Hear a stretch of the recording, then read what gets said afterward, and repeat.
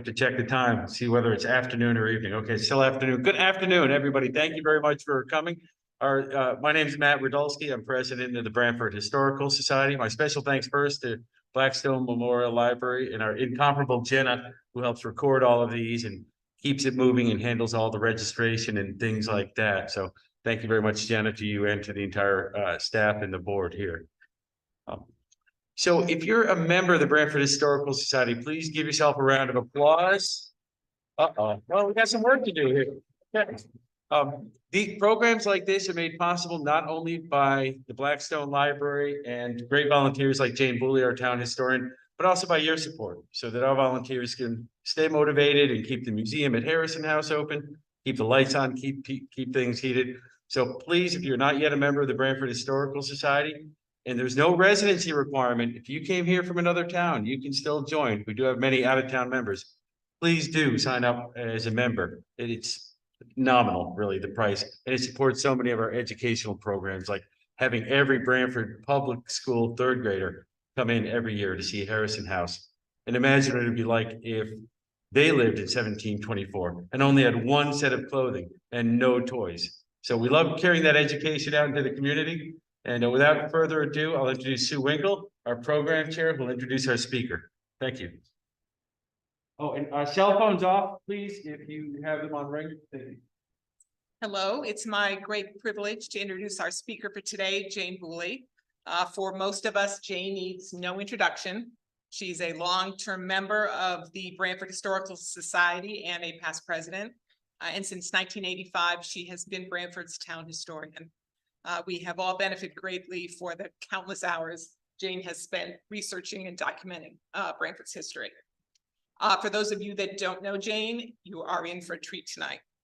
I encourage all of you to visit the Branford Historical Society website. We do have an archive section for past events, including a link to at least one of Jane's past events on Greetings from Indian Neck, which was well worth it if you hadn't seen the live broadcast. So without further ado, Jane.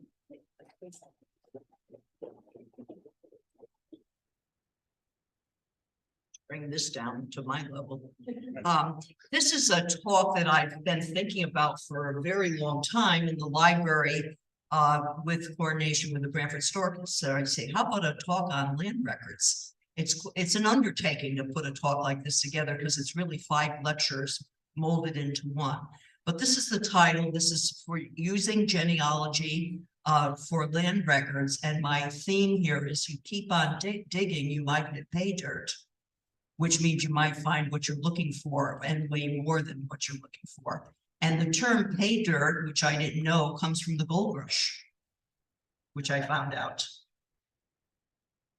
And so today I'd like to share with you my journey into using land records. And I'll, of course, be using Branford examples, but the things that we're going to go through are really the same for most towns in New England, especially Connecticut. Now, New England land records are at the town level for Connecticut, Rhode Island, and I include Vermont in that. But at the county level in Massachusetts, I include New York, and for Maine. So it depends on what state you're doing. But in Branford, they're here at the town, they're right at the town hall. So tonight, what I'd like to go through is what are the land records? Why do we have them? We're going to go through what are the different sections of the deeds, because it can be a little intimidating. How do you find them? There's indexes. And what do they tell us? You can dig down deep. There's lots of treasures in the land records for you if you're doing family genealogy or history, cultural history, social history. And then I'm going to show you some examples, and don't be afraid of them. Have fun. And so let's drill down into the land records. When I was a young adult, the late Liz Radulski, Betty Lindsley, and I worked on quite a number of projects, and they did the land record research. I did other kinds of research, and Liz especially was really good at it, and I frankly was afraid of it. They can seem a little intimidating.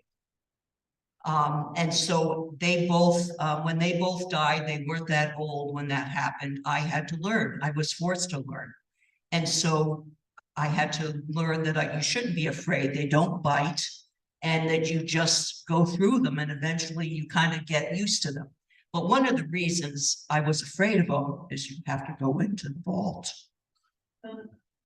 And so this is really a safe, it's, you know, you can see it's a little intimidating, especially as a short person. I don't do well with short floor to ceiling objects, like in Home Depot. I don't do well there. And so it's not that big a room. It's a little bit dark. The windows don't open. And so, for example, in 1900, there were 52 land record volumes. Now there's almost 1,400. I don't know what they're going to do for room. So you can see the massive amounts of volumes. And how do you get to all that? How do you find out what you want and how you're going to get to it? And the more I research, it's amazing to me that we still have these things from 1644 when the records first started. There was no town hall till 1852. There was no town hall at all until this building was built in 1852, which means those records were kept somewhere, probably in the Congregational Church, which was not just a religious building, but a municipal building. It was sometimes a hospital. It stored ammunition, all kinds of things. But I suspect the records were also in people's homes. And how did they not burn? How do we still have them? Many towns are not so lucky. Here in Branford, we're very lucky. Over the last 40 years or so, the town clerk's office has been doing a systematic renovation of the records. Some of these were in not very good shape, so they've been gone through with an archiving process and put into these leather binders, the first 50 volumes, as you can see here. And when you're looking at the deeds, they're not chronological by when the deed was made. They're chronological by when they came to the town hall. And sometimes that can be 25 or 30 years, and sometimes more later from when the deed was first made. So do be aware of that. Some terms you'll want to be familiar with, you've heard of these, I'm sure, is the grantor, which is the seller of the property. Now, interestingly, the deeds themselves doesn't use that term. It's only in the indexes that use these terms. And grantee is the buyer. You've heard of quit claims. There's mortgages, leases, agreements. All these are in various deeds, foreclosures, sales of business, and sometimes very detailed contents of the house when a building is sold. And in these books that are labeled land records, this is volume 9, these are not the deeds themselves. These are called copybooks. So the original deed, you probably have one for your house that you were given at your closing. That's the deed. What's here is what the town clerk or later employees of the town clerk's office copied from the original deeds into these books. So this is a second generation item from the original deed, but very accurate. They were very careful about how accurate they were. And the land record is just that, about land. It's not about your house. When they say that there's a house on it, and often it's termed with a building thereon. It doesn't often tell you if it's a house, if it's a garage, if it's an outhouse. It's just there's a building thereon. It's all about the land.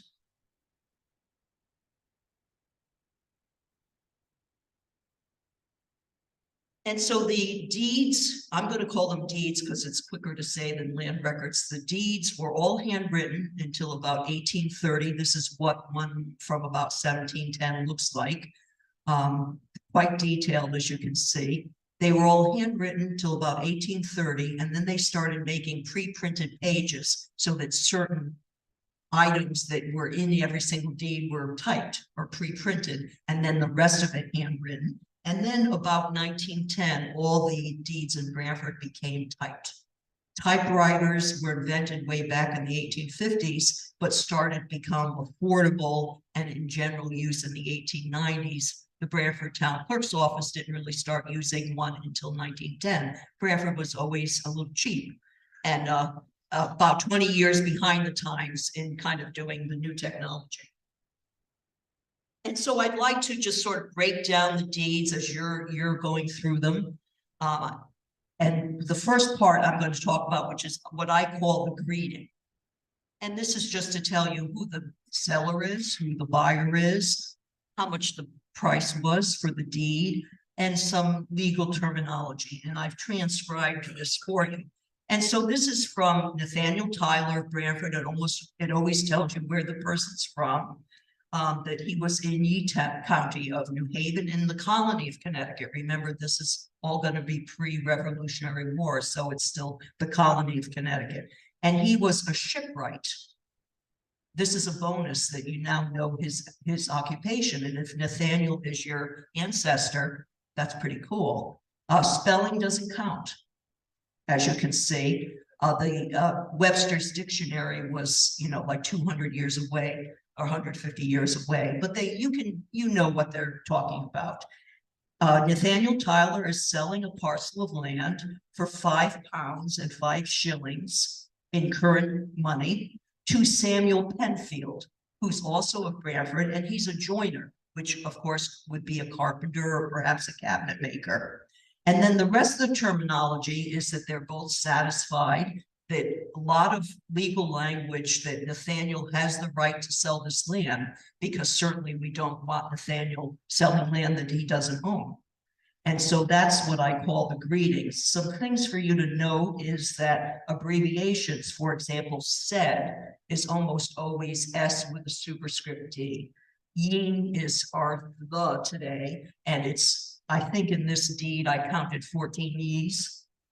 So ye should pay attention to the ye's when you're looking at these. Other abbreviations will be, for example, Samuel almost always has just a shortcut. The little 2 L's, they know it means Samuel, and often Nathaniel is abbreviated the same way, but in this case it is not. What does the Y stand for?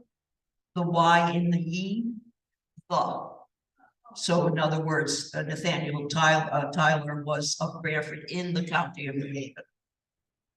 And then there's a middle part, which I'm only showing you a partial of, and that tells you how much land there is. And in more and more language that Nathaniel, there's like 20 different ways they said that Nathaniel had the legal right to sell this land. They were very careful. And so in this case, it's 1 acre and 100 1 acre and 132 rods of 5th division land yet to be taken up and yet to be laid out. And so what we're dealing with here, this is early on, when Branford was first settled, there were land divisions. So if you were a proven resident of town or called a proprietor, and in some towns that meant you were a member of the church, and other towns you didn't have to be a member of the church. You were given land as the town parceled the land out. It was an encouragement to have you stay in town and become a citizen of this community. And so the town, Nathaniel Tyler, had a promise of a grant of land sometime in the future, we don't know when, and he's now selling his right to that potential land to Samuel Penfield. And so if you do research on your ancestor, Nathaniel Tyler, he's a shipwright. What has happened here is he was headhunted by the town of Haddam because a shipwright was a very important occupation. And so they were headhunting, towns were scrapping back and forth, trying to get different occupations because they needed them, particularly millwrights and shipwrights. So Nathaniel was moving to Haddam to be a shipwright, which was a better place to build boats than Branford, being on the Connecticut River. Samuel Penfield had just moved to town and he wanted to become established. He wanted to become a proprietor and become a citizen of this community. So again, all these deeds have layers to them which you can investigate. And then the ending, which is perhaps equally or more important than the beginning. And this is what the ending will look like. You can see here, there's a date, the signature of, or the copy of the signature of Nathaniel Tyler. There's witnesses, there's other dates, and let's go through that. And so we have here the date of the deed, the date the deed was transacted in the year of our Lord, Anno Domini. In the 13th year of the reign of our sovereign lord, King George of Great Britain and King. So it always gave pledge of allegiance to the sovereign of England. Nathaniel Tyler signed his name, which means he could write. If Nathaniel couldn't write, it would be probably an X between his two names. There's witnesses on the left in the presence of two men, and sometimes those witnesses are very important because they're often another family member or a neighbor. And if you're trying to identify a woman that you can't figure out, look at the witnesses. It could be one of her family members. Then we have the date of when it was brought before a justice of the peace, being Edward Barker, which is a different date than when the deed was transacted, being in this case the next day. And then when it was recorded in the town hall, sometime afterwards, and Samuel Maltby was the town clerk. So for genealogy, we have the buyer, the seller, we have Edward Barker could be your ancestor. He was justice of the peace. We have Samuel Maltby, the town clerk, and we have a couple witnesses. And then just to bring to your attention, what is this business about 1726/7? What does that mean? Well, England used the Julian calendar, which was used for many years, but the rest of Europe had already gone over to the Gregorian calendar, which is what we use today. England didn't adopt the Gregorian calendar for another 100 years. So this country used this funky dating system because the year began in March instead of January. So it's a little, every time I read about it, I understand it, and then I get confused by it, but something for you to be aware of.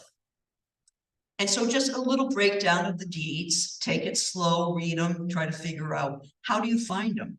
Well, even the earliest deed books have indexes. This is what an index would look like. It's almost always in the front of the deed book, but it's a little hard sometimes to read the names. It has page numbers, but what does that mean? And it never tells you whether it's a grantor or a grantee. So fortunately, sometime in the 20th century, we don't really know, a mammoth task undertaken by the town clerk's office, that they went through all the deeds and indexed them. I mean, it's a huge task. And this is what the index books look like. They're on that middle table in the town clerk's office. They're not perfect, but they sure do the trick for us. This is the grantor books. They're white. And then the grantee books are red. Now, for some of the earlier deed books, they're all in one book. So on one's the left side is the grantor and the right side is the grantee. So it's called a reverse index. It's a little confusing, but you kind of get used to it. So if you're looking for John Blackstone in 1700, you would find the appropriate index book, go to the B's, and then browse down through John Blackstone, copy the information, and start looking at those deeds. This is what that page might look like. This is just a half a page of the BR section of a grantor index. And you can see here just some of the names of the Bradley family. And what are we looking at here? So we have the name of the grantor, we have the name of the grantee, the book and the page number. And so if, let's say, Jacob Bradley is of interest to you, you now know what volume you should look at, what page you should look at, and what kind of deed is it? Is it a quitclaim? Is it a warranty deed, which is a legal document, like when you bought your house, that's a warranty deed. There's a partnership deed in here, and then the date that it was received at the town clerk's office, remember, not necessarily when the deed was exchanged by the buyer and the seller. And then to the right, location of the property. The town clerk did not start filling that in until like the 1920s, but that's very helpful if you're looking for somebody in the center of Branford, but the location says Short Beach, you know that's not the one that you want. What I find is that sometimes the names are alphabetical, like under BR and A is first and Y is last, but sometimes they're not quite alphabetical by first name, only by last name. So what I do is I use my finger to trace down the page to make sure I'm not missing anything.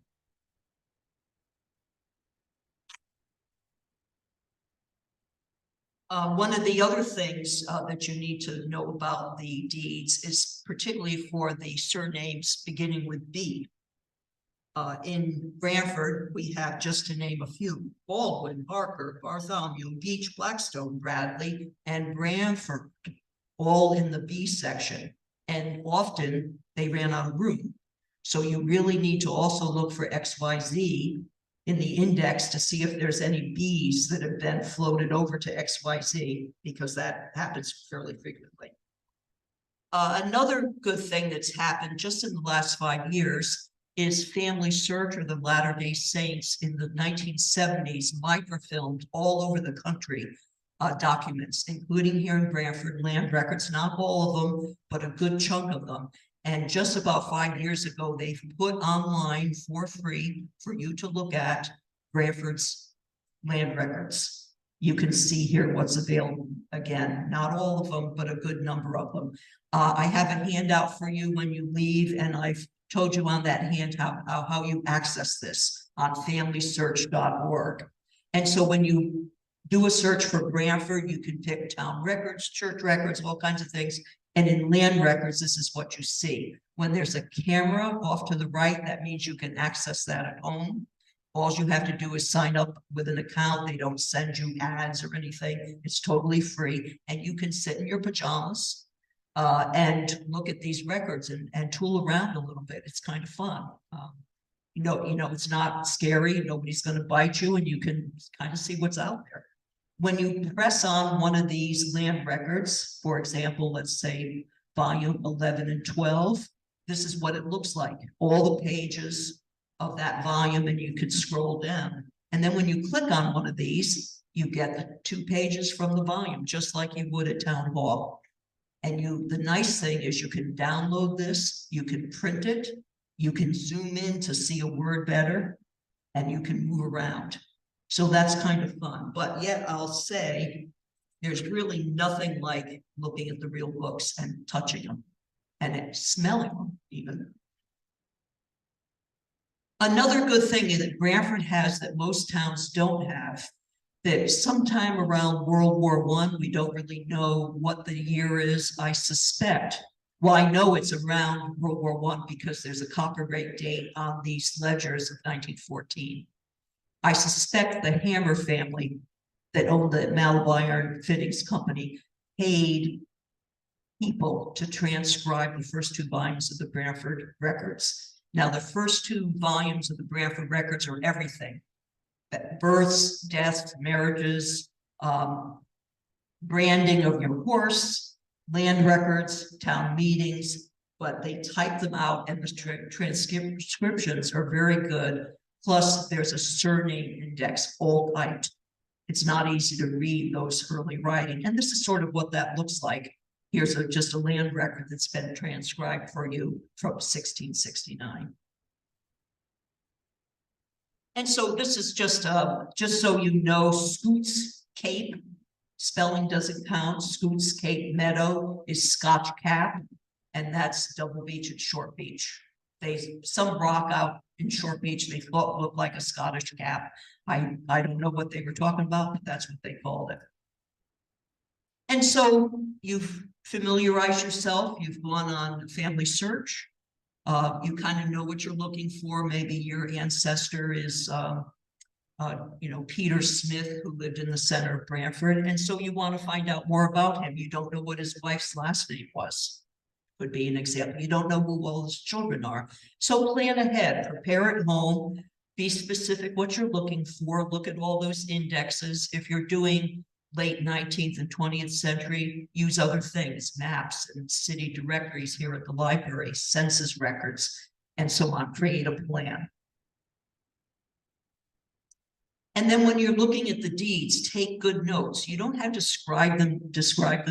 transcribe them word by word, but you want the names, you want the dates, you definitely want the boundaries. I always draw like a little sketch of what the boundary probably is and what the dimensions on each side is. It doesn't have to be exact.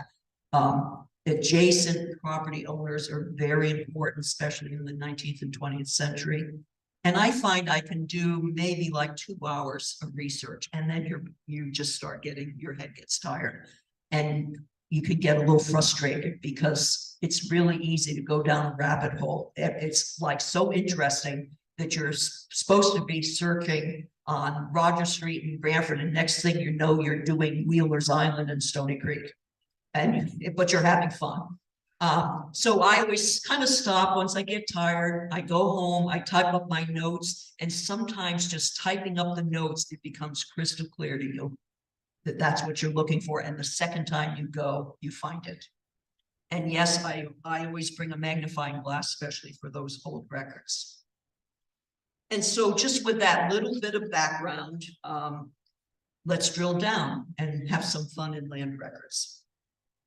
This is just a partial list of all the things you can find in the deeds. We're certainly not going to talk about all of these, but I will talk about a little. We're certainly going to talk about family relationships. The first thing I'm going to talk about is some Native American deeds. Discovering a woman's identity is really top of my list because women, especially in the early 1700s, we know their first name, we don't know their surnames. They somehow got lost to history, and deeds are the place you can maybe find that out. You can determine when someone dies, if there's no other records, is their name in a deed in 1765, but they're called deceased in 1770. It helps you to narrow a death date. We've already talked about some town officials. I'm going to talk about currency. We'll highlight some other things. We talked about occupations, and I'm going to show you, talk a little bit about enslavement and show you an example of a manumission. And so in Branford, as you know, the Totokan Indians, as they were called by the English, were here already. When Branford came, probably, we don't really know how many, probably not more than about 80 individuals. And there's 25 deeds in the land records books between the native people and the colonists as late as 1744. So they didn't disappear. They left, joined other tribes. And so there was still a deed 100 years after the English came. And if you would like more information on the Quinnipiac, and there's a chapter on Branford, this is a book that you would be interested in. It's still available on Amazon to purchase, and I've put that on the handout for you. And so here's a deed, how it looked like from the Native Americans to the citizens of Branford from 1719. And here's some partial transcription. You can see that it lists the community of the native people, what the English call them. For example, Nawakasik, the English called by the name of Richard, and then so on. Another native person the English called Geoffrey or Joffrey.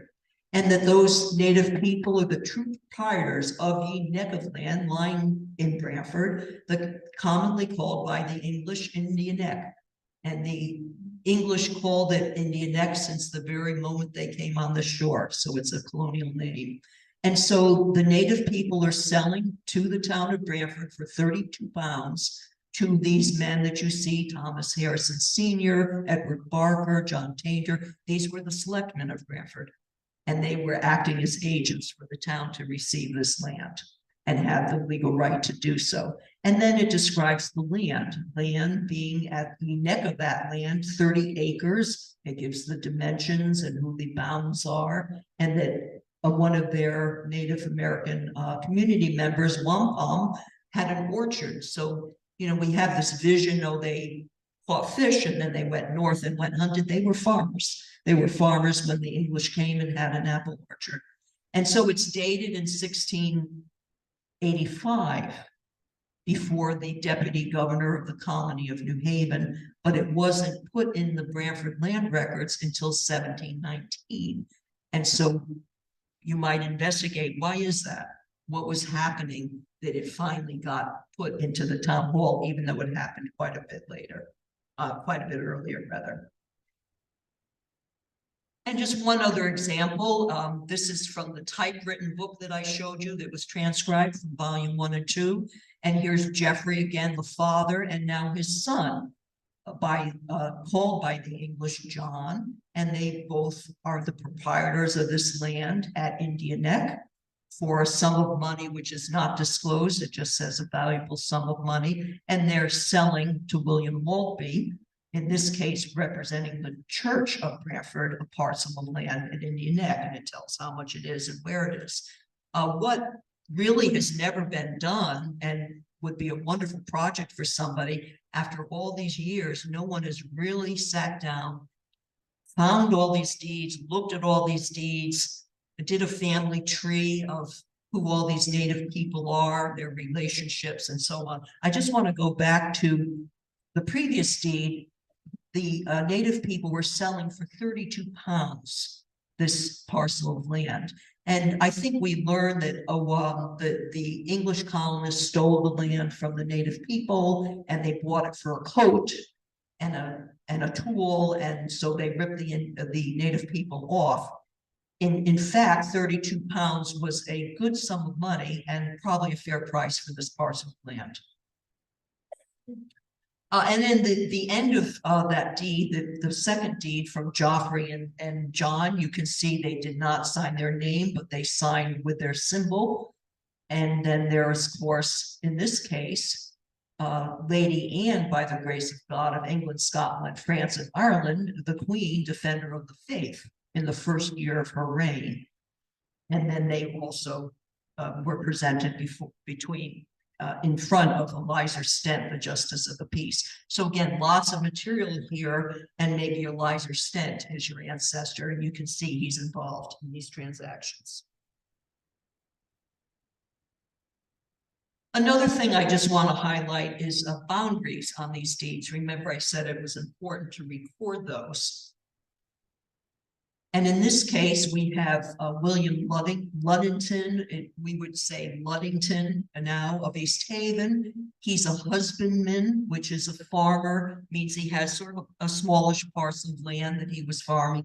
He owns land he might not have owned land. With Mary, his wife, who was a spinster. Now, it means she was a master weaver. Not every woman was called a spinster, and only women that were particularly talented in this regard were called spinsters. But somehow through the years, that term became to mean an unmarried woman, or an unfortunate unmarried woman who's old and wanted to have a husband but never found one. You know what I'm saying? So that term became somehow mixed up and became known as something for an unmarried woman, but she was married to William Luddington. And they are selling land for 9 pounds to Joshua Austin, who was also of East Haven, and he was a yeoman. Now, a yeoman is like a step up from a farmer. It means he probably had a bigger parcel of land. He had a bigger crop that he was doing, and he also could manage the farm, employees, workers, and money and transactions. So it's kind of a next level up, the middle class of being a farmer. And so the boundary southerly by Ye Highway that leads to East Haven near Ye Furnace Pond, consisting of 3 acres, beginning at a shingle, probably means single oak tree, marked with said Austin's, name, means they carved Austin's name into the tree, by the corner of the highway, thence to a chestnut tree marked with stones, thence southerly to a heap of stones, and then westerly to another heap of stones, and thence northerly to the first spot. So if you draw this, you can actually draw it. They're starting in a place and they're going westerly and so on. You can't get the dimensions exactly right. I would rather say the oak tree is probably not there anymore, or the chestnut tree, or the heap of stones. But let's talk about where we are here. We're southerly of the highway that leads to East Haven. Where is that? Route 1 going to East Haven. West Main Street or Route 1 in Branford hasn't changed at all, except that it's a little bit wider. So we're south of Route 1. There's some stores there. I forget what's there now. So that's kind of where we're at. Near Ye Furnace Pond. What do you think that is? Lake Saltstall. So there was an iron furnace pond there in the late furnace factory. So we already know we're south of Route 1. We're near the lake, so we're probably near the East Haven border because these are East Haven people. And so we've already, from this period, from 1719, kind of figured out, not exactly, but we kind of know where we're at. And so you can investigate this and really figure things out. The oak tree is not there, but we kind of know where we are. And if these are your ancestors, you now kind of know where they lived in Branford. They didn't live in Stony Creek, they lived near Furnace Pond. And so the land measurements during this time was called metes and bounds or meets and bounds. And another thing I find that I think we have a vision of the colonists. A lot of them couldn't read, they couldn't write, they were farmers, they weren't educated, all these things. And I think we have preconceived notions. There were a lot of not just educated people, but very bright people. They knew how to do this stuff. There was somebody in town or multiple people in town. The surveyor was a very important person in the colonial period. There were books in England that told you how to do these things. And so this was a very desirable person to have in your town. And this is the measurements that they used. They used chains, they used poles, and they would draw lines between the oak tree and the chestnut tree. And that would be how many rods. And that's how they knew how big the property was. The other thing I think is kind of fun is this currency. You can do social and cultural studies by using the deeds. What was money worth? How did money change over time? And so in colonial America, of course, we used the English pound until after the Revolutionary War, and I've just given you some figures here. The tricky thing is that every colony's, the worth of the pound was different.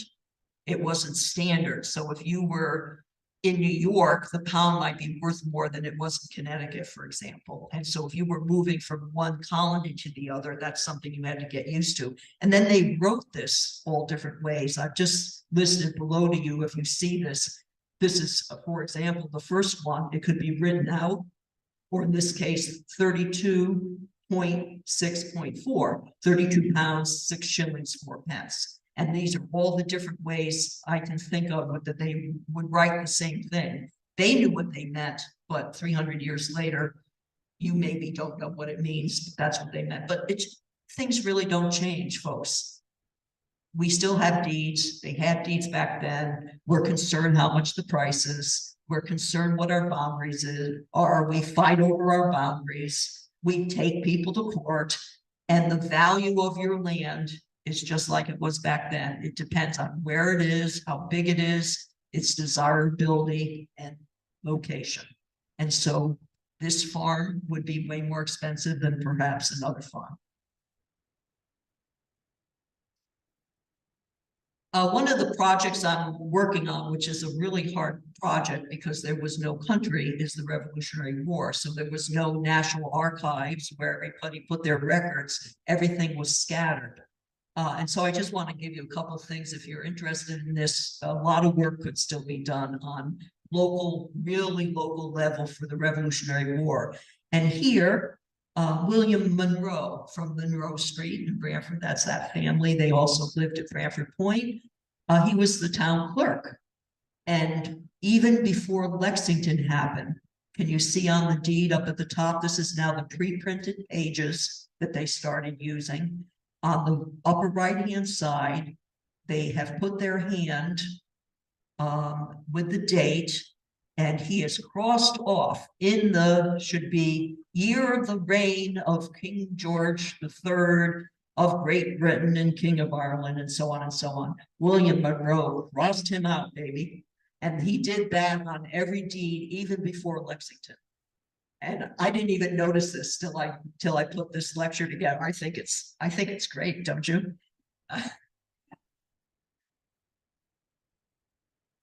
So another thing in the Revolutionary War, there were some loyalists in Branford. Two in particular was Ralph Isaacs, who owned all of Cheering Hill. And then there was another man that this deed talks about. He didn't really live in Branford, but he owned land in North Branford, is A.B.R. Clark Camp. And this is a deed that A.B.R. Farr was deemed to be a royalist. And as you can see in this deed, having joined the enemies of the United States. And so the state of Connecticut, now the state of Connecticut, not the colony of Connecticut, confiscated his land.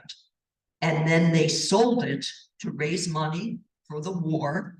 And they appointed an administrator for the property, who is Jonathan Finch, as you can see here. And then Thomas Rogers of Branford petitioned the General Assembly to buy this land. And so he bought half of Camp's Mill up in North Branford for £2, dirt cheap, people. Things were cheap in the Revolutionary War because money didn't have much value. So he got an excellent value. The state wanted to get rid of it. They wanted to raise a little money.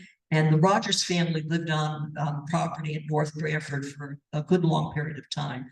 There's multiple of these deeds having to do with loyalists. And another kind of sad thing about the Revolutionary War is a lot of people went broke.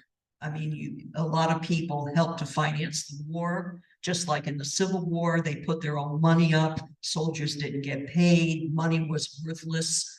And this is a sort of sad case of that. And so here is the sheriff of New Haven is petitioning the constables of Branford that they, in court, these men, John Redfield and Jasper Griffin of Guilford, and a couple of people from Edmund Rogers of Branford and Jeremiah Atwater of New Haven, have received a judgment against Robert Bowles of Branford. So Robert Bowles owed them money. And Robert Bowles did a lot during the Revolutionary. He was a sea captain. He was a privateer sanctioned by the state to go out and attack English ships.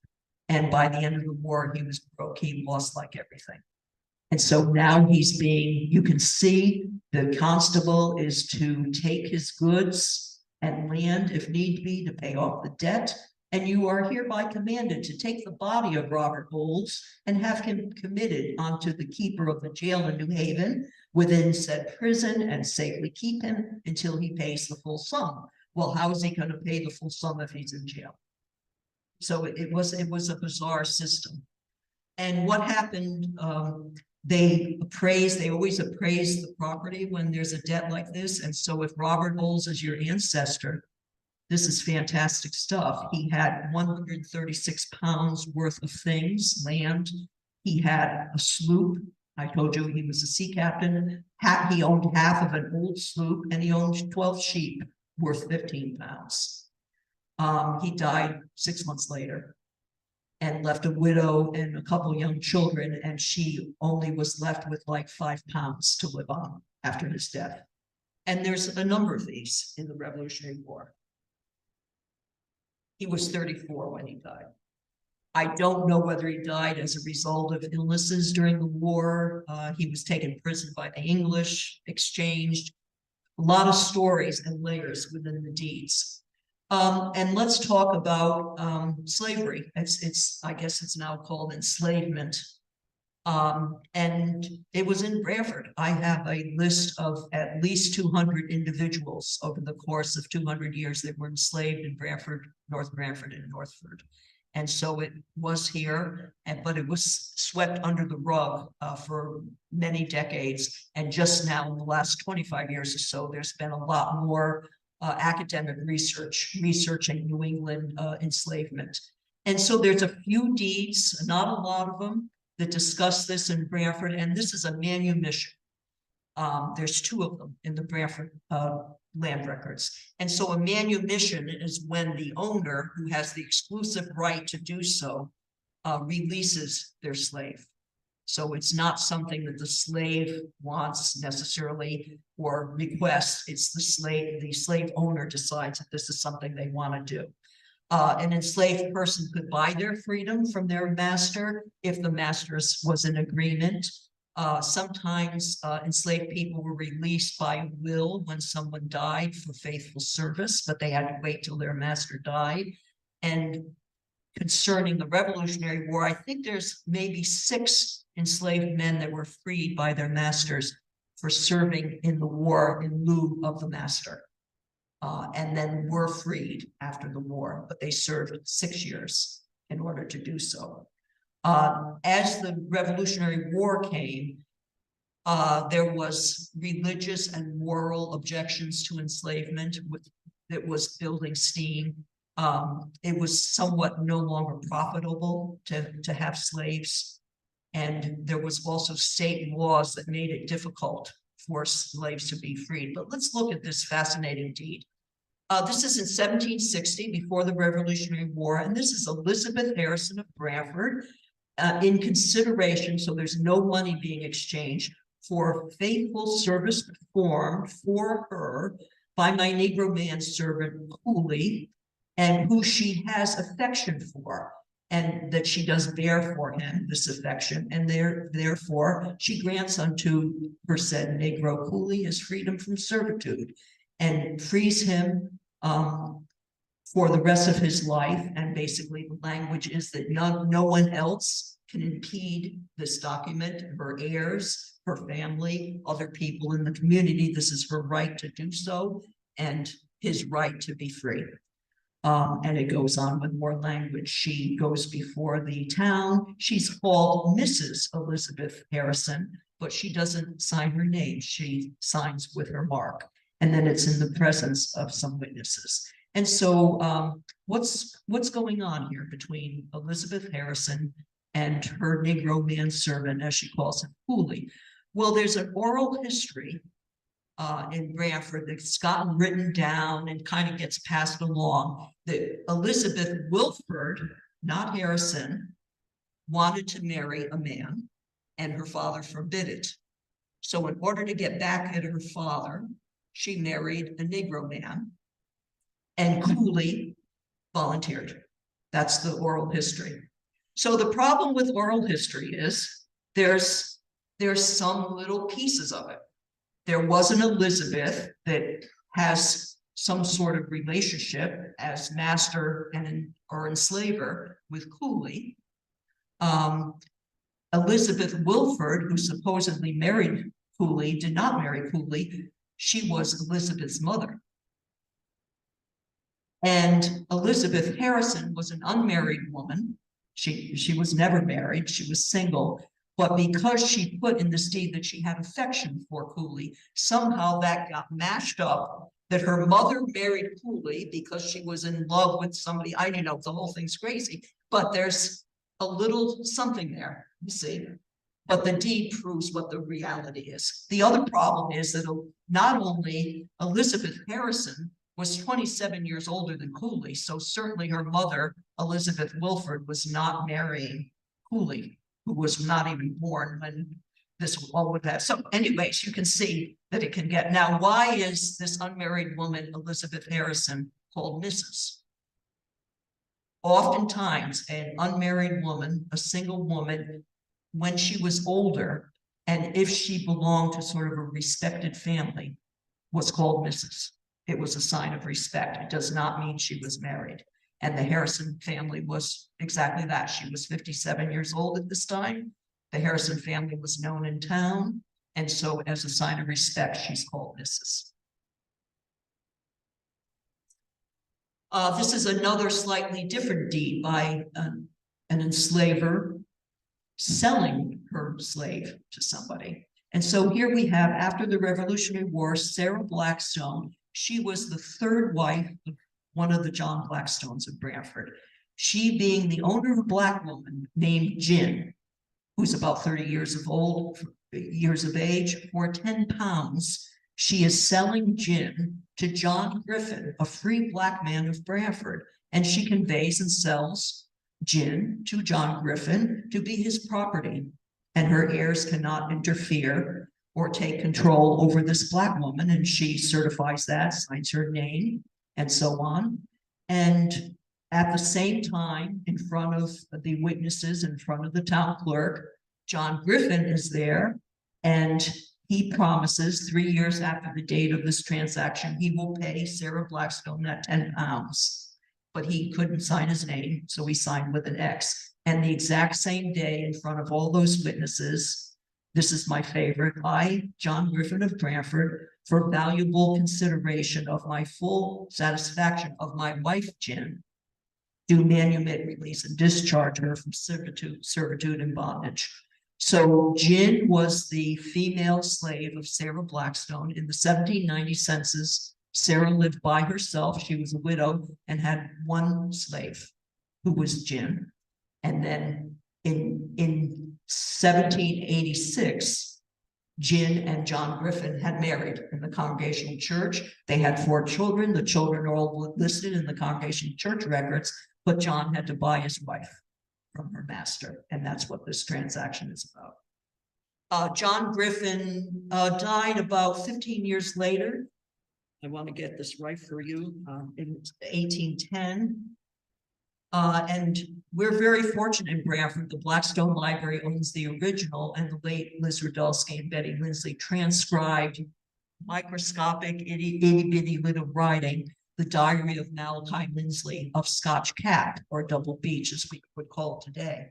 And so in 1822, Malachi Lindsley says, we got Jin to wash for 2 days. I let Jin have 7 pounds of mutton for 5 cents. Jin continued to live in Branford. After John Griffin died, she became known as Jin Griffin, and she died in 1847 at the age of 86 and had her freedom for 57 years. Not too many were that blessed to have that. Still on the same theme, though we'll talk about locations. This is the only deed I've seen where a land transaction took place, but the price was a Negro person. And so what we have here is Deborah Chitsey of East Haven turned over her Negro girl to her brother John in exchange for some land. So she turned over her Negro servant, as they could. They didn't say slave very often. They said usually servant. She gave her Negro servant, who isn't even named in the document, to her brother, and he turned over land he inherited from his father, Thomas Goodsell. And Deborah inherited that slave either from her father, probably more likely from her mother. Widows tended to will their slaves to their daughters, and the men tended to will their slaves to their sons. And so Deborah Chitsey got this land at Mulliner's Hill. Matt knows where that is. Mulliner's Neck is Branford Point, from the land originally from her father, Thomas Goodsell. So where are we in Branford here? I already gave you a hint. Branford Point. That hillside, I heard somebody say it. the hillside is up from. Goodsell Point. So Goodsell Point off of Harbor Street is named for this Goodsell family, started in East Haven, but came to Branford. But this is also about locations. If you're doing the Goodsell family, you now know that John Goodsell, the sister of Deborah Chitsey, went to Fairfield. And so you don't always know where these people are going to unless it says so in a deed. Now, Deborah Chitsey is an interesting person. The people of East Haven, this is oral history, butted heads with Governor Saltonstall that Furnace Pond was eventually named for, and he had a lot of enslaved people. She basically made him take a dip in the lake because she wouldn't carry him across her boat, or she capsized her boat on purpose, so the good governor fell into the lake. And so there's a Deborah Lane in East Haven that's named for her. And then another location, John Tyler, formerly of Branford, now of North Castle, New York, sells land to William Bartholomew for 350 pounds. I didn't write down what this land, this is an enormous sum of money for that time. I'd have to look, what kind of land is this? Or did William Bartholomew get ripped off? So the importance of this location is there, Roger Tyler was headhunted from Saugus, Massachusetts to New Haven to set up the ironworks at Furnace Pond, okay? Which I didn't know about. There was a woman investigating the Saugus mills up in Massachusetts who kept coming across Roger Tyler's name. So he got headhunted, came to New Haven, and all 4 of his sons came to Branford. Let me see if I can remember them. Yes, Peter, George, Charles and Francis. All came to Branford, all had children, Peter especially, lots of children. There are tons of John Tylers. Even today, there's, I think, a John Tyler, isn't there, in Branford? And so it's very confusing which John Tyler went to New York, which stayed here. And by doing the deeds, another person, not me, did a whole article in a journal about proving which John Tyler from Branford went to North Castle. And just a couple other locations. Here we have members of the Russell family. Some are in Guilford, Abigail Moss. You don't know their siblings, but when you see a deed like this, they're almost always relatives, either a father with children or a mother with daughters. In this case, all siblings. And so we have the Russell men. Samuel's in Guilford. Timothy lives in Derby, as does his sister Abigail Moss. Now you know a married name if you didn't know it before. Jonathan and Ithiel both live in Branford. Daniel lives in Newport, Rhode Island. That's pretty unusual. And they're selling or giving land to Mary Fenn, a widow of Branford, adjoining her home lot, which formerly belonged to John Lindsley. So what do we have here? So Mary Fenn is the youngest of the siblings. Very often in a deed, it's chronological by birth order. So Samuel Russell of Guilford is the oldest of all these siblings. Mary Fenn is the youngest. She's now a widow of Branford, and they are giving her land in Branford that they inherited from their father, who was, I guess, Reverend Samuel Russell, the pastor of the Congregational Church of Branford, and somebody say it. And so this is important because, you know, would you have known that Daniel Russell went to Newport? Why was he in Newport? It's an unusual place for a Branford person to go. Was he a merchant? Was he a sea captain? Mary Fenn was only a widow for about 4 years, and she remarried. And so you may want to trace that marriage. She was not married. She was a widow at this date, but then maybe 3 years later, you'll find a deed with her new married name. It was very hard for a woman to remain a widow. She didn't own anything. And if she had young children, she really had to marry again. And then the last one I want to show you, just from 1735, we have this transaction to a Henry Hodges, not a Branford name particularly, of Branford, but formerly of East Hampton, Long Island. So if you're searching for the Hodges family, this would be very important to know that where he came from. And John Baldwin was selling his dwelling house at Branford. Where's John Baldwin going? Maybe he's going somewhere else. So you can see where this can all go for you. Oh.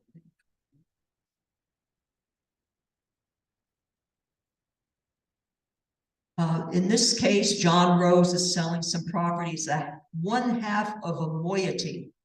Now, a moiety is an old-fashioned word of a half. So, in other words, John Rose inherited a moiety, or 1/2 of an estate, and now he's selling 1/2 of the half to this man called Todd's Pasture, which I bought of Joseph Todd of New Haven, the whole being 46 acres. So he's really selling 23 acres. The whole moiety was 46 acres. His half is 23 acres. This is what I like. There is liberty formally granted to dig for copper ore on the said land and to pass and repass. So there's a right of way through this property. So any guess where we are here? Is that Thomas Hill? Todd's Hill. So the Todds never lived in Branford, but they lived in New Haven, but they owned that property. So if you live up in Todd's Hill tomorrow, get your shovel, people.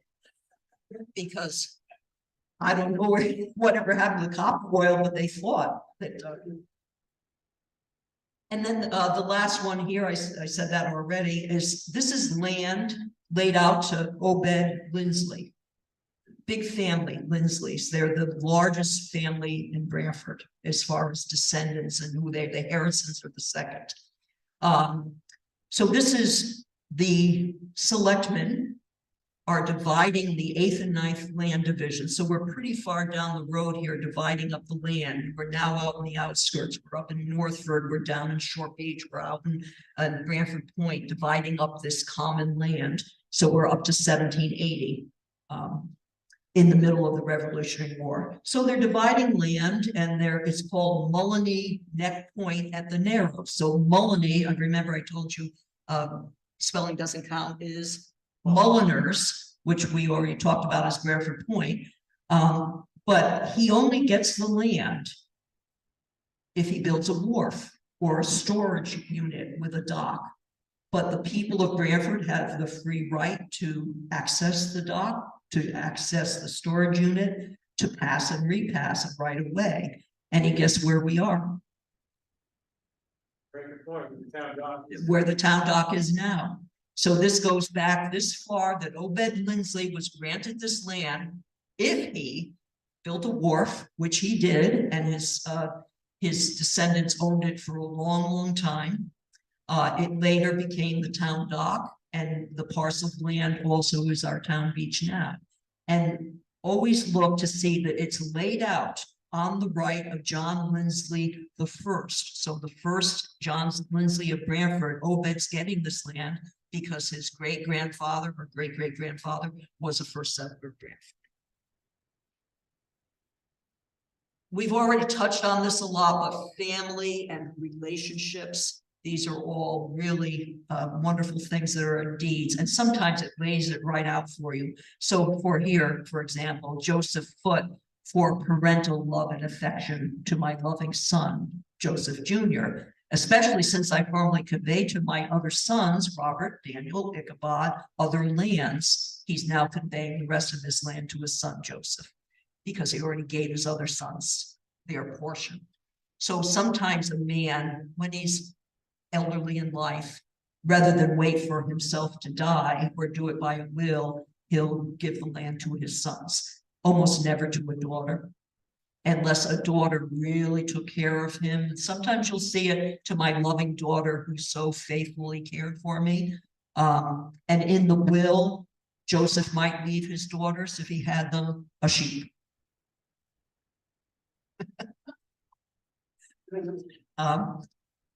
That's the way it was.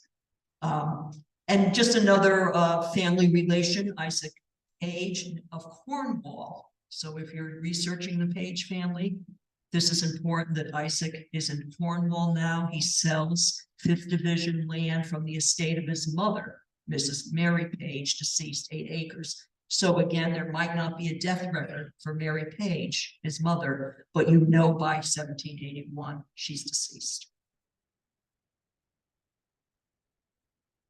This is a great deed. I would even call it a painter deed.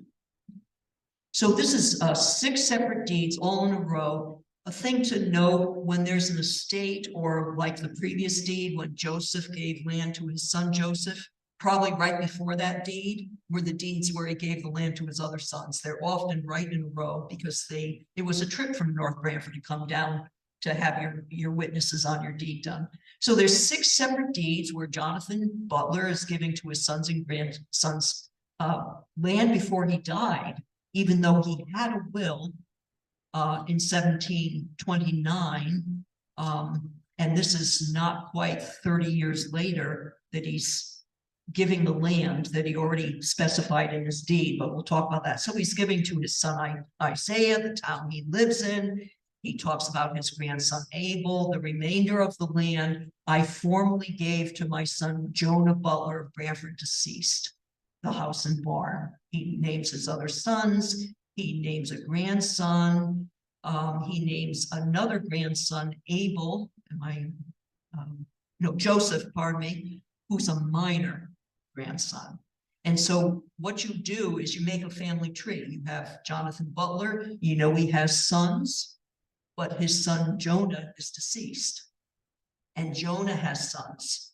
And all those sons are listed in order. So Jonah's sons are listed in chronological order by birth. And his youngest son, Joseph, is a minor. And so what's happened here? 2 months before this transaction, the son Jonah died. And so the father or grandfather, Jonathan, didn't want to wait till he died to see that his grandsons got what was their right in the land that he wanted them to have, that was going to go to his son Jonah, who was now deceased. So he was making absolutely certain and not leaving to chance that his grandsons got the land. And so you can see all the genealogical gifts that are in this deed, 3 generations of Butler family. This is a fun one for us at the Harrison House in 1779. Mary Harrison is the administrator of the estate of her husband, Nathaniel Harrison, Esquire. You'll see Esquire sometimes, not all the time. It means that Nathaniel was a person of note in the community. He was probably a town official. He could have been the town clerk or the town treasurer. The Esquire was used for only certain people. And she went to the legislature to get the right to sell land that Nathaniel had gotten through court for a debt from Thomas Whedon. In the meantime, Nathaniel died and Thomas died before the debt was paid. So she's going to the General Assembly to retrieve her debt. And so she gets the land that was the debt owed to her husband, but then she sells it to Thomas Whedon's son Samuel. And 10 acres at Scotch Cap. Now we all know where Scotch Cap is, right? Now, this was not a house. Scotch Cap, or Short Beach, was not settled till like 1840. There was no way to get to it. Alps Road was very woody. It was much higher, hillier than it is now. And the section we call Kilns Point, Granite Bay, it was a marsh. There was no way to get over it. So there was no way to really settle the land. And so the 10 acres would have been used for marshland, cutting small hay, perhaps having your cows in the meadows. But Mary Harrison, we know because Nathaniel Harrison was the second owner of the Harrison house. He died at the age of 34. He had one daughter, Martha, who inherited the house. However, her mother, the widow, had the right for the rest of her life to use or occupy a third of the house. And you've heard of that term, the dower rights or the rights of third. She never owned the third. She just had the right for the rest of her life to use it or occupy it. And so Martha got married. She moved down the street. She sold the Harrison house to the Lindsley family. They were not related. And Mary Tyler Harrison, the widow of Nathaniel Harrison, never remarried. And she lived for 57 more years in the Harrison house, in the parlor. And she had the right to go out the front door and out the back door and store things in the cellar. And she lived with the Lindsley family with their 9 children in the house. She was not related to them. So it's a fun story. When we have kids come, they say, well, can you think about like the old lady next door lives in your living room? And they're like so tall. Here's just another example. I love this stuff, as you can see. I hope that you're following me. So in 1781, Billy and Abigail Rose, we have more people here, different Frisbee people. We have Ichabod Culpeper Frisbee of Farmington to their brother Samuel from the estate of their brother Isaac. And so you can guess these are all Frisbee siblings. Abigail Frisbee married Billy Rose of North Branford. Mercy Frisbee married Peter Harrison. Rachel Frisbee was an unmarried woman. Phoebe Frisbee married a Beach. I'll tell you about John Harrington Beach in a minute. Their brother, Ichabod Culpeper Frisbee, they're selling their rights that they inherited from their brother, Isaac Frisbee. Isaac died in the Revolutionary War on the prison ship Jersey in New York Harbor. And so he did have some assets and it was divided with his siblings, and they're now turning over those assets between the siblings and to the siblings. And Phoebe, who was a Frisbee, married John Beach. And John Beach died young, and they had one child, John Harrington Beach. And so that's why he's in that deed. Another one, the Tylers here are selling or there's some transaction with Jacob Carter of Branford in right of his wife, formerly Dorcas Tyler. That's really good. Yeah, so now you know Dorcas Tyler married Jacob Carter. This concerns land of their father, Peter Tyler. So you have a whole family group here of siblings. And then the last one, location, Jonathan Maltby, formerly belonging to Branford. So it means he was a proprietor of Branford. Now he lives in Stamford. To Nathaniel Johnson, a yeoman. Remember what a yeoman means, sort of an upper middle class farmer. Land at Scotch Cap. You can see I live in Scotch Cap. That was formerly my father, William Maltby. We already met him because he bought land from the native people at Pawson Park that he bought also. So we have a family group here, the Maltbys. Now, you might say, well, is Nathaniel Johnson related to these people? A lot of times it's not. The late William Maltby was a business partner of Nathaniel Johnson's. And so there was a relationship between the Maltbys and the Johnsons, but not one by blood. And can you tell me where we are in this transaction? When do I tell you about Johnson? No, that was a later family. Yeah, I heard you, Bob, say it. Johnson's Point. And so that's why this is a fair piece of land. That's why Johnson's Point is called Johnson's Point. Again, another one, Isaac Ingraham with his wife, Hannah, my wife, but she's formerly the widow and the relic. I'm a widow, but I don't want to be called a relic. Thank you. Of William Maltby. So, pardon me, William Bartholomew. There's a lot of names in my head. Sometimes I get them mixed up. William Bartholomew, late of Branford, deceased. One funny thing that I want to tell you. So we know Hannah is a widow. So we know that her former husband, William, is dead. One time. That she's a relic. Another time that we know William's dead. That he's late of Branford. He's dead. And then he's deceased, dead. Sometimes they wanted to be sure no one was coming up from the dead. Really, I've seen documents where there's like 8 times they say the person was dead. It's amazing. They were very careful, very, very careful. So we can understand here that Hannah, let me think what her main name was. I didn't write that down. That Hannah was married first to William Bartholomew. That he died, probably a pretty young guy. She remarried Isaac Ingraham of North Branford, and they are now turning over to her son, Gershom Bartholomew, her only child with William. So because William died, the son Gershom was probably a minor, and now his guardian is Isaac Ingraham, but he's now turning over Gershom's part because now probably Gershom's of age. And a lot of times stepfathers, we would call them now, they were not called stepfathers then, sometimes ripped the minor children off, but in this case, Isaac stepped to the plate and made sure Gershom got his right. And furthermore, Hannah is turning over her rights of dower to her son. So she's the only one that has the right to do that. Sometimes a widow would turn, especially when she was near the end of her life, would turn her right over to her children instead of using her right or selling her. She couldn't sell the right. She didn't have the right to sell it, but she had the right to turn it over to her children.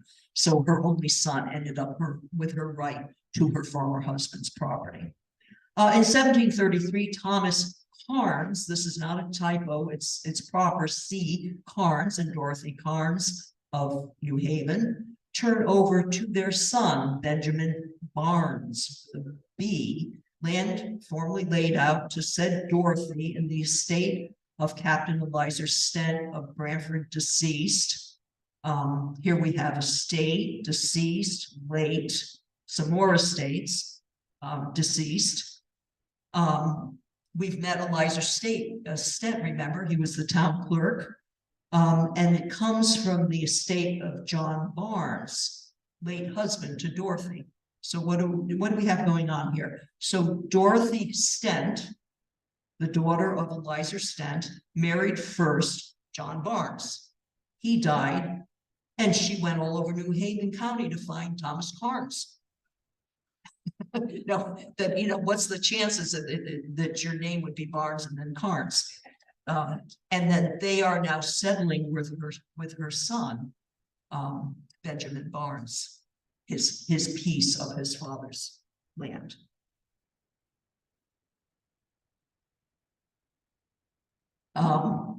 This is really the pay dirt one. 1750, you can see here, I won't read the whole thing, but we have all these people. When you see all these people, they're all related, almost always. This one's a little confusing. We have Goodriches, Bartholomew Goodrich, Samuel, William. We have John Kirkham in right of his mother. We have some Ponds. We have a couple different Ponds here. We have Baldwins, and they're all the heirs in the land and house of our honored mother and grandmother, Mary Lindsley. Well, that's confusing. So you know that all those people up there are either the children of Mary Lindsley or the grandchildren of Mary Lindsley, but she's formerly Mary Goodrich. So you have to kind of guess that she was married to Goodrich and then had another marriage with a Lindsley. And then it talks about her former husband, her husband, their father, and their grandfather, Bartholomew Goodrich. This one I have to like. Okay. So we have, these are all siblings. Bartholomew, William, and Samuel Goodrich are brothers. Their sister, Mary Goodrich, married Samuel Kirkham of Guilford, but she's already a widow by 1750 and had a son, John Kirkham.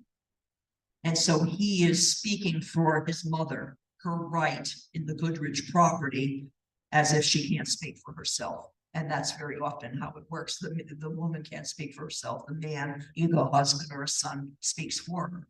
Another Goodrich sister, and let's see if we can find it. We see the fourth line down, Abigail Pond. Abigail Pond was the widow of Josiah Pond. Let me skip ahead. So I'm already mixed up. So Abigail Goodrich married a Pond and had a son, Roswell Pond. However, her sister-in-law, Abigail Pond, married Samuel Pond. So the Goodrich daughter, Abigail, married Samuel Pond.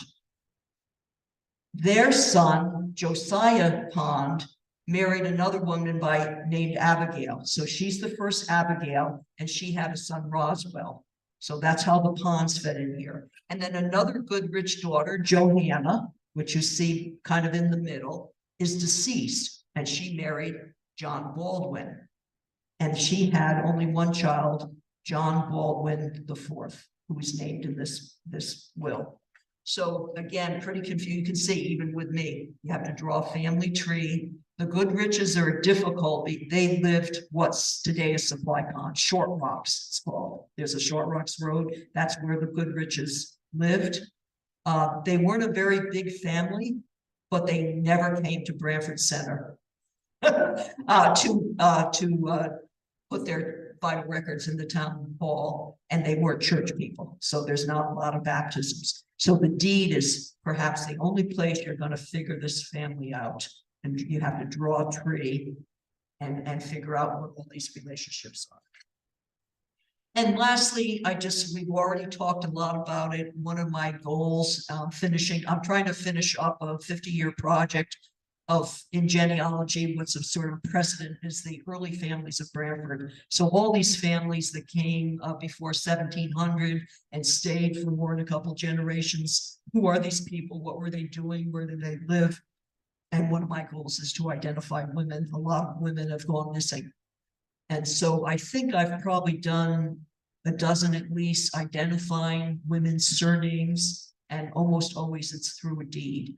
And so in this case, we have a Johnson family, Nathaniel, Bezaleel, Tyler, and Wright is his wife. You can see the man had to speak for the wife. She didn't really own anything. And this deed is fantastic because it really spells out that Abigail was formerly Johnson, and Jonah Butler's wife, Mary, was a Johnson, and that they are representing certain people. And Daniel Page in the right of his wife Hannah, also Johnson. They're dividing land of their father, Nathaniel Johnson, and we've already met Nathaniel Johnson.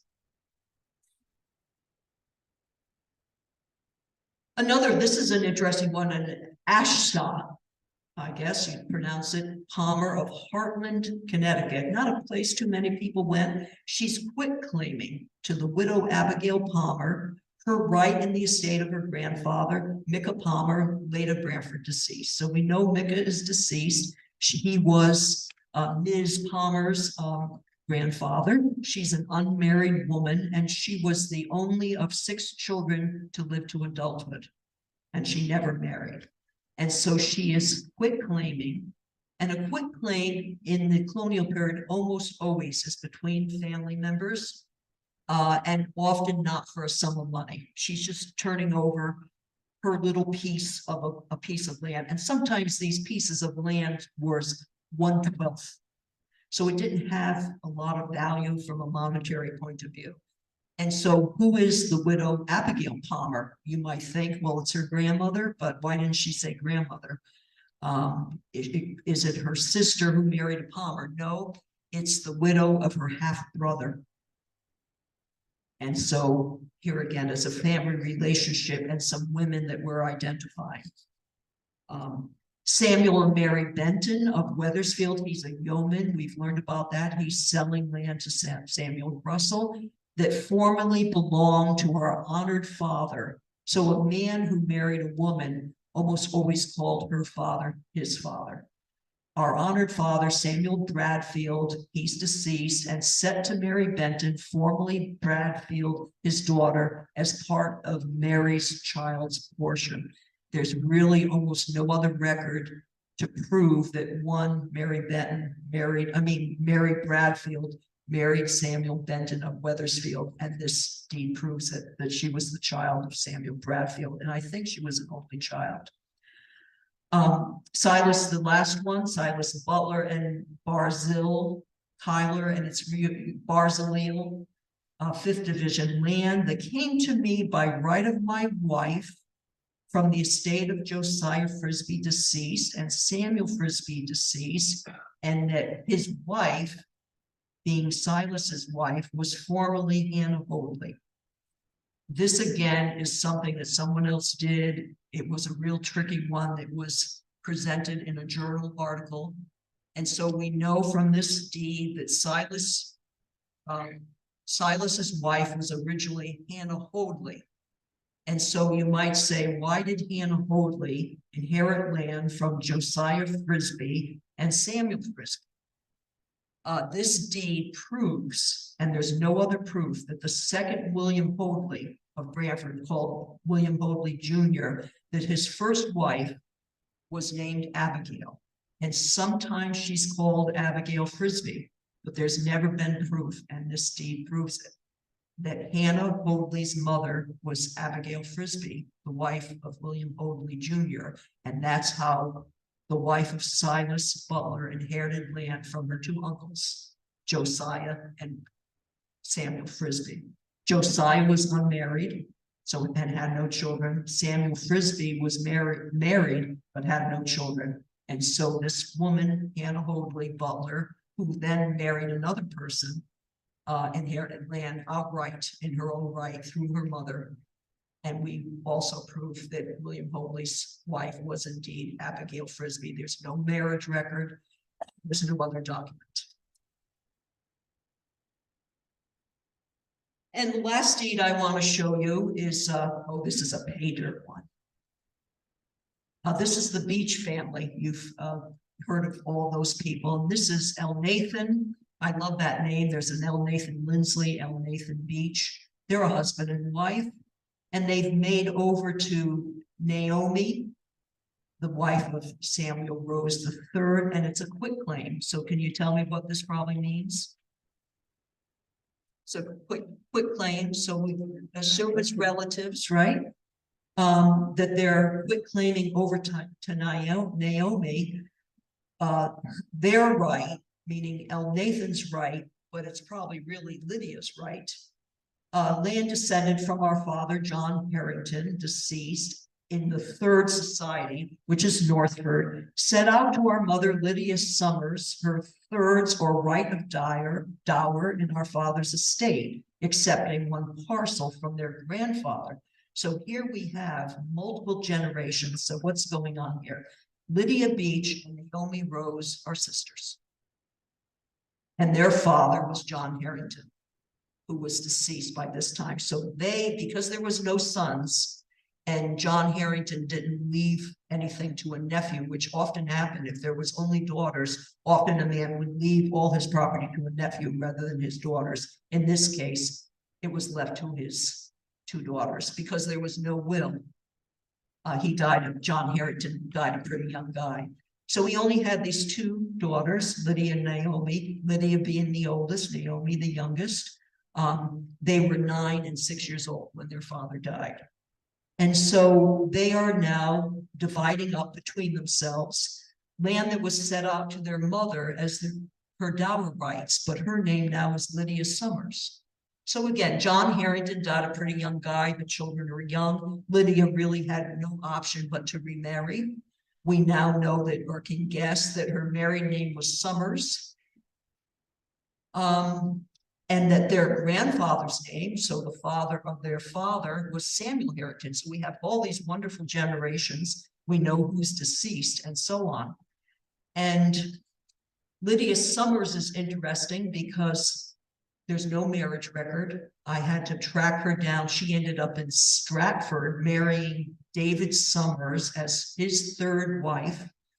When he died, she came back to Branford. So there's a death record in the Branford Vital Records for Lydia Summers. And if you didn't see this deed, you would have absolutely no idea who Lydia Summers is. But with this deed, you now can put her all into the context of Branford families. She died in 1796 at the age of like 86, and she outlived 2 husbands and both her daughters. She's buried in Center Cemetery. Now, part of this deed is that the last part that Lydia and Elnathan are turning over to her sister, everything except their right in the dwelling house that was their grandfather's. So they wanted to keep their part of that dwelling house. Well, that dwelling house, this is the new house where that Samuel Harrington had his property, and this house still stands. It's 44 East Main Street. And it was owned by Elnathan and Lydia for the rest of their lives. And they had a son who they named John Harrington Beach. And he's one of the first people in Branford that had a middle name. And he was always known by John Harrington Beach in honor of his grandfather, Lydia's father, John Harrington. And so I hope you can see that all these things tie together, the families tie together, the places. There's a house, there's land, there's farming. There's all these wonderful tidbits of cultural and social history. And so, you know, have fun with it. Do some digging. Just go look at these early deeds. I think they're fascinating. And so some projects I've already talked to you about, maybe someone doing a project on Native Americans. There's all kinds of things you can do. Name studies. Are you Croatian? Deed search every Croatian family that came to Branford. There weren't that many of them. Were they related? When did they buy land? Did they live on the same street? We've talked about social and cultural history. You can deed search your house. How about doing a street research? Betty Lindsley and I did quite a few. Wilford Avenue. We did Averill Place. Liz Radulski did Harbor Street. But how about Silver Street? I think it's fascinating. It was built for the lock shop for Irish families. And then when the Italian families came, they started buying the houses on Silver Street. Revolutionary War, Civil War, wharfs, waterways, oystering, the quarries, all kinds of projects. I hope you would undertake some of those and share what you find. But before you go, don't reinvent the wheel. Come to the Blackstone Library. There's lots of information, but please do email them in advance so you can give them a heads up that you're coming. I've done a lot of finding aids, how to deed search, what's in the index books, how to deed search your house. the late Betty Lindsley told me a project that she was not going to get to was to do abstractions of genealogical references in the first 50 volumes of the land records. It took me quite a few years, but I did that. And there's those are here at the library. A lot of what you've seen today comes from those abstractions. And then when you leave, I have a handout that gives you just some of the things that I've talked about. And happy digging.